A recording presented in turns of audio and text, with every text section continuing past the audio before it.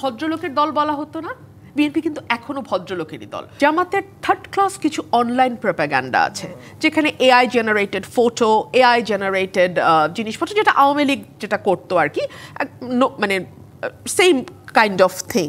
এই ঘটনাটাকে না বেশ কয়েকটা দিক থেকে আপনি দেখতে পারেন।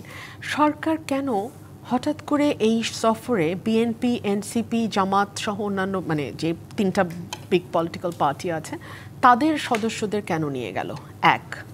দুই হলো, সরকার যদি নিয়েই যায়, সরকার কেন তাদের নিরাপত্তা সম্মান শেষ পর্যন্ত বজায় রাখতে সমর্থ হলো না? তিন হচ্ছে, এই ধরনের ঘটনা সরকারের সঙ্গে যুক্ত ব্যক্তিবর্গ দেশের বাইরে গেলেই প্রতিবার ঘটে। আমি বিষয়টার উপর আবারও জোর দিচ্ছি। সুতরাং মঞ্জু ভাই যেটি বললেন যে এটা আসলে কোনো পলিটিক্যাল পার্টির সাথে সমস্যা না, সমস্যাটা হচ্ছে সরকারের সাথে।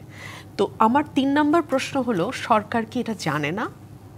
সরকার তো দেখতেই পাচ্ছে তার আগের সফরগুলোতে যেই যাচ্ছে সরকারের তরফ থেকে তার উপরে হামলা হচ্ছে। তো সরকার কি জানতো না যে এই সফরেও একই ঘটনা ঘটতে যাচ্ছে? ৪ হচ্ছে, সরকার যদি পেছনের ঘটনাগুলো থেকে শিক্ষা নাও নেয়, সরকার তার কাছে গোয়েন্দা মানে তার কাছে তথ্য নাই কি হতে পারে? বাংলাদেশ কনসুলেট থেকে তার কাছে কোনো তথ্য যায়নি যে আওয়ামী লীগের নেতাকর্মীরা সমবেত হওয়ার চেষ্টা করছে এবং তারা হামলা করতে পারে? এরকম কোনো তথ্য কি দেওয়া হয়নি? তাহলে ওইখানে বাংলাদেশ মিশনে যারা দায়িত্বশীল পদে আছেন তাদেরকে জবাবদিহিতার আওতায় আনা হোক। আচ্ছা, এখন আসেন, কেন সেই জায়গাটায় বিএনপি ছিল না?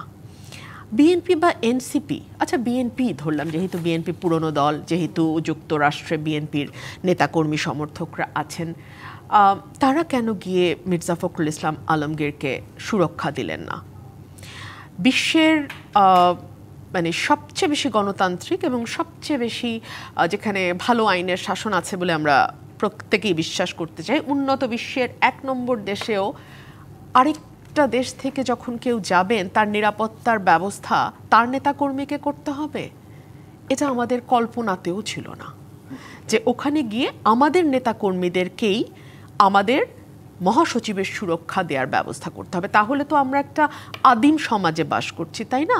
আমরা একটা ট্রাইবাল সোসাইটিতে বাস করছি। অবশ্য আপনি এই প্রশ্নটা তুলেছেন, এই প্রশ্নটা সারাদিনই ফেসবুকে ঘুরেছে যে জামাতের নেতাকর্মীরা তো ঠিকই প্রস্তুতি নিয়ে গিয়েছিল। হ্যাঁ, কৌশলে সেভ করে ফেলেছে জামাত নেতাকে। জামাতের কৌশল সবসময় রাজনীতিতে ইজ লিটল ডিফারেন্ট, বিকজ তারা একটা রেজিমেন্টেড ফোর্সের মতো, তারা একটা সুসংগঠিত সুশৃঙ্খল বাহিনীর মতো কাজ করে। আমি ৫ই আগস্টের পর অবাক হয়ে লক্ষ্য করলাম আমার ফেসবুকের বেশ কিছু সাংবাদিক এবং বেশ কিছু ডাক্তার জামাতের সাপোর্টার। আমি কিভাবে বুঝলাম তারা জামাতের সাপোর্টার? জামাতের থার্ড ক্লাস কিছু অনলাইন প্রোপাগান্ডা আছে, যেখানে AI generated photo, AI generated জিনিসপত্র, যেটা আওয়ামী লীগ যেটা করতো আর কি, মানে সেম কাইন্ড অফ থিং তারা করে। তো যখন ওই ধরনের শিক্ষিত ডাক্তাররা ওটা শেয়ার করা শুরু করলেন, আমি একজনের প্রোফাইলে খুব অবাক হয়ে গিয়ে জিজ্ঞাসা করেছিলাম যে আপনি না একজন ডাক্তার, শিক্ষিত মানুষ? বলেন আমি এটা ফেসবুকে দেখেছি। উনি আবার লিখছেন কমেন্টে। সো এই যে এতটা নিচে নামা পলিটিক্স করতে গেলে এটা একমাত্র জামাতের মতো একটা রেজিমেন্টেড পার্টি পারবে। সো জামাত জানে যে ওই রকম একটা নিচ স্তরের ঘটনা ওরা হলে ঘটাতো বিদেশের মাটিতে। সো তারা জানে আওয়ামী লীগ কী করতে পারে, and they took proper protection.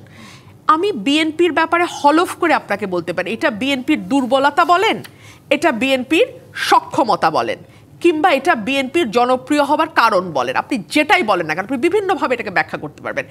বিএনপির একজন শিক্ষিত প্রফেশনাল কখনো third class Facebook post share করবে না, এটা ওর রুচিতেই যাবে না। যদিও সেটা তাকে পলিটিক্যাল মাইলেজ দিবে বলে সে বিশ্বাস করে, কিন্তু তার শিক্ষা, তার পারিবারিক শিক্ষা কোনো কিছুই বিএনপির একজন নেতা কর্মীকে অ্যালাউ করবে না ওই থার্ড ক্লাস ভাষায় কথা বলা, ওই থার্ড ক্লাস কর্মকাণ্ডের সঙ্গে নিজেকে যুক্ত করা। আমি বিএনপির সঙ্গে গত 15-16 বছর ওতপ্রোতভাবে থেকে আপনাকে এই কথাটা গ্যারান্টি দিয়ে বলছি। অনেক সময় আমাদেরও দুঃখ লাগে যে এত নোংরা প্রোপাগান্ডা আওয়ামী লীগ চালিয়েছে, এত নোংরা প্রোপাগান্ডা জামাত করছে, পাল্টা কেন বিএনপির নেতাকর্মীরা জবাব দিতে পারে না? বিএনপি না আসলে তারাই করে যারা ওই জায়গাটায় নামতে পারে না। ওই ধরনের মানুষ, বিএনপিকে ভদ্রলোকের দল বলা হতো না? বিএনপি কিন্তু এখনো ভদ্রলোকেরই দল। ওরা না ওই জায়গাটায় নামতে পারে না, বুঝতেও পারে না কি করবে।